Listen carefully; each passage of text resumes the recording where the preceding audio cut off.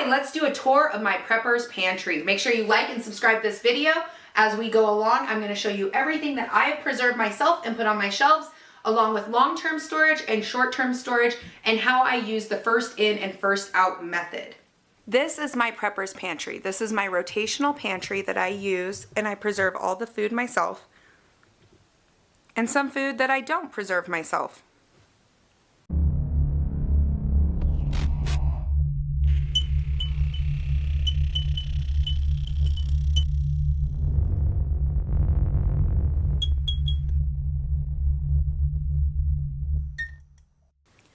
A lot of my long-term storage is on here also, and a lot of my short-term.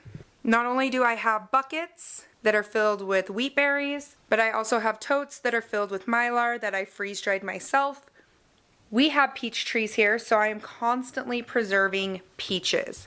Peaches are something our family eats all the time. We not only preserve regular peaches, we preserve peaches with whiskey and cinnamon and vanilla, just a good sweet treat, along with peach preserves, pears. On the bottom, I have a lot of canned chicken broth, some marinaras. These are my oldest marinaras, so they have to get worked through first. Salt, vinegar, because I do a lot of canning, green beans. On this shelf, I have apple butter from my apple trees, and I do have apricot jam. This is my last jar. My apricot tree only yields once every other year. This last yielding season, I did about 30 jars, and it was not enough to make it 2 years. So this year, I'm going to have to can probably 50 jars of apricots. We have strawberries. You can tell some of this is pushed back.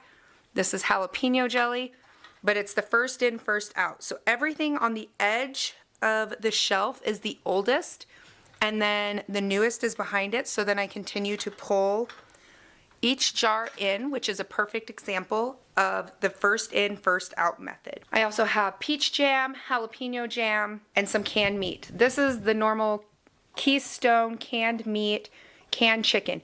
If you're new to having a prepper pantry and you are worried about food going bad, a real easy method to start off with is just writing the date on the outside so that you can see it and so you know when things need to be rotated. Our pantry actually has very little waste. We have chili. Up above, I have a bunch of dehydrated morel mushrooms from last season, pickled asparagus, some seasonings, soy sauce. You got your syrups, your Spam. I know, the pancake mix. My kids love pancakes, so once again, we only prep the food we eat. A big thing that a lot of people forget is prepping canned meats. Our family likes to eat a high protein diet, so we have a lot of canned meat, whether it is canned chicken breast. We also have just basic items that we eat from the store, but most of the food in here I preserve myself. From noodles to coffee to ramen noodles, food is food at the end of the day. Only prep the food you eat. Buy one for now, two for later. I prep a lot of pumpkin because I have dogs. I am not very successful about growing pumpkins and preserving them the last 2 years. Marinaras, I only have a couple store-bought marinaras. Most of my marinaras I make myself.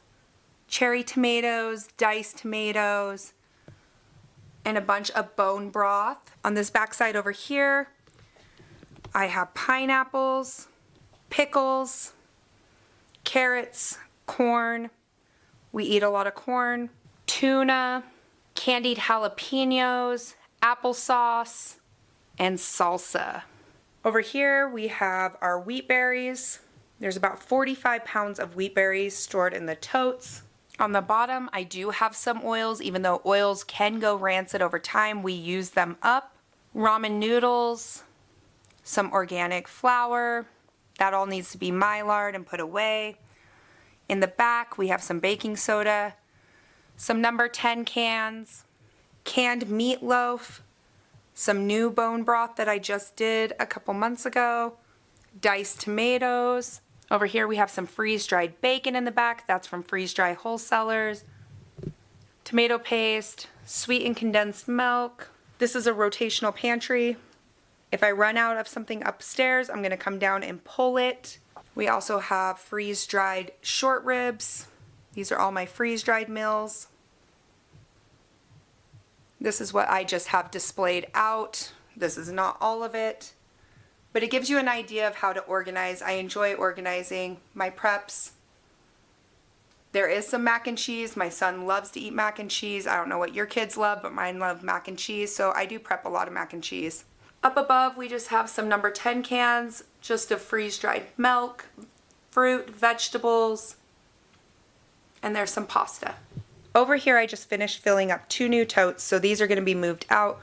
But some of this is just food that I have freeze-dried myself, whether it is red bell peppers, some freeze-dried eggs. I know we're in an egg crisis, or some of my freeze-dry wholesalers that I picked up. These are just ready to get moved into a secondary location for long-term food storage. Along with buckets and bins filled with rice and flour, I do Mylar most of my rice and my flour. This is one of my new rice bins that I just finished filling up. Flour and rice not only in 5-gallon buckets, but I also do it in totes with Mylar, which you've seen in previous videos.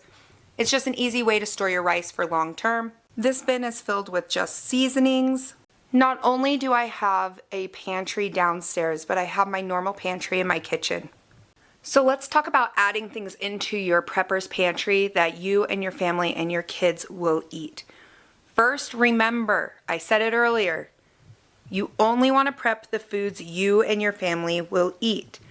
I personally make the decision not to preserve anything that my family will not touch. So whether we are eating oatmeal, stuffing, even brownies, I'm going to choose the food our family will eat. I spend the majority of my summer growing most of the food and produce that we eat on a regular basis. I spend my entire summer growing and preserving food that we will eat throughout the entire year to help contribute to our family's prepper pantry. If you would like an in-depth tour of every single thing that I have canned, please leave a comment down below. Make sure you like and subscribe to this video, and happy prepping, and don't forget your seasonings, my friends.